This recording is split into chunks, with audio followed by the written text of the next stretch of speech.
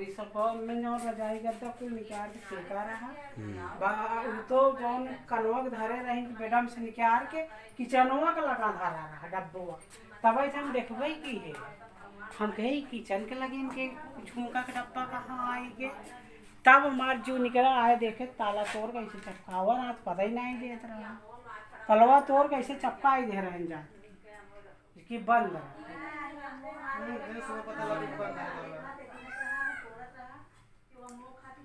फिलहाल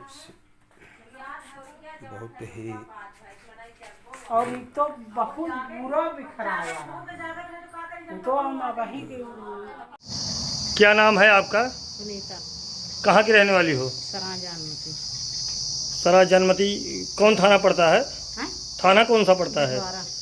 क्या मामला है? ये किसान कल्याण एसोसिएशन के धरने पे आज आप बैठी हैं। हिस्सा भरे। हिस्सा भरे? हाँ, जेठ हमारा सब जोन हिस्सा जोन पहले वाला रहन बट गया। हाँ। जोन बाद में है वो अभी नहीं बटा है तो हमारा हिस्सा हमारा चाहिए ना तो पूरा हड़प रहा है। कौन कौन हिस्सा आपको नहीं दे रहा है? जेठ। तो जेठ आपके नहीं देना। जेठ का क्या नाम है? हीरालाल। हीरालाल। हीरालाल के पिता का क्या नाम है? रामसु। तो कितना हिस्सा आपको नहीं दे रहे हैं?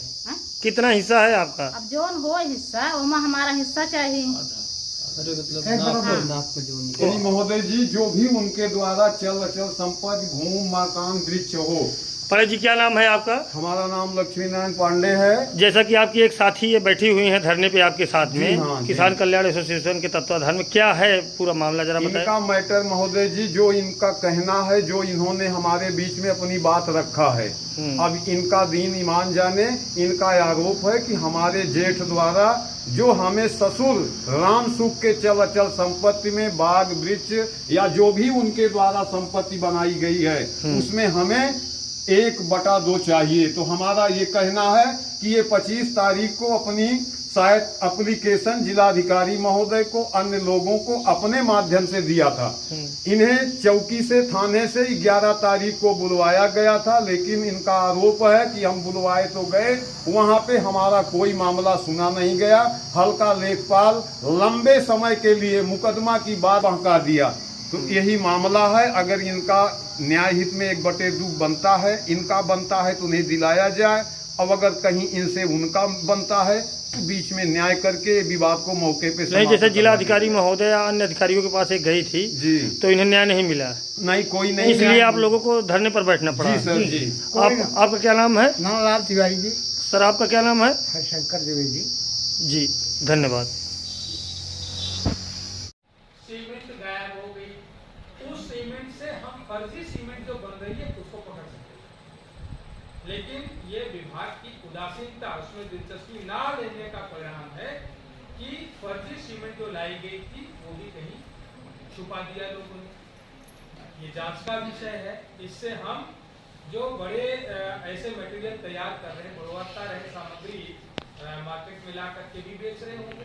दूसरी आरोप लगाया था और आपके ऊपर कल जो है मुकदमा भी दर्ज हुआ तो क्या कहना है आपका?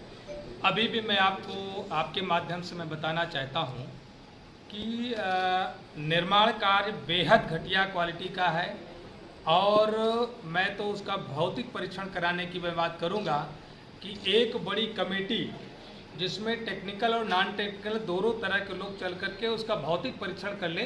और जिस तरीके से मैंने धक्का दिया था और दीवार भरभरा करके गिर गई थी अगर उसका अगला हिस्सा उसी तरीके से धक्का देने पर भरभरा करके ना गिर गई तो राजनीति से मैं संन्यास ले लूँगा।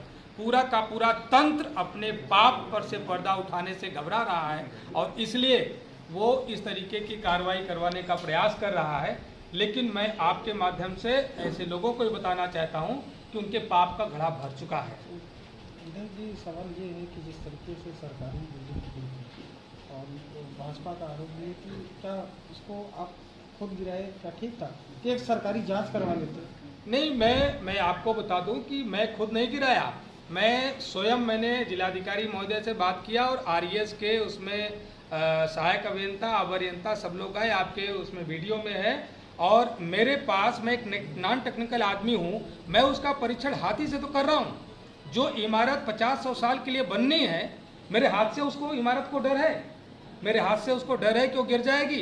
3 महीने पूर्व बनी हुई वो इमारत है और मेरे हाथ से धक्का देने के बाद गिर गई, तो आप बताओ कि वो भ्रष्टाचार है या ये सरकारी तंत्र उसको बचाने का प्रयास कर रहा है, झूठे दलीलें देने का काम कर रहा है। जो भी, चाहे वो भारतीय जनता पार्टी के लोग कह रहे हों या सरकारी तंत्र, उस विभाग का तंत्र अगर ये दलील दे रहा हो, तो मैं आपसे पूछना चाहता हूँ कि जो बिल्डिंग बन रही है 50 सैकड़ों साल के लिए, वो इंजीनियरिंग कॉलेज है, रोज रोज निर्माण कार्य नहीं होता। इंजीनियरिंग कॉलेज बनता है 100 साल 50 साल तक के लिए, वो उम्मीद रखता है कि व्यक्ति ये बना रहेगा। उस बिल्डिंग को जो 3 महीने पहले जो काम हुआ है, अगर मैं हाथ से हल्का सा धक्का दे करके परीक्षण कर रहा हूं, तो क्या सार्वजनिक संपत्ति की गुणवत्ता ऐसी होनी चाहिए? लेकिन उस पर लोग पर्दा डालने का प्रयास कर रहे हैं। मैं आपके माध्यम से बताना चाहता हूं कि भ्रष्टाचार मैं नहीं होने दूंगा। मैं सड़क से लेकर के सदन तक लड़ूंगा और भ्रष्टाचार को उजागर करके ऐसी कार्यदायी संस्थाओं को दंडित कराने का कार्य करूंगा।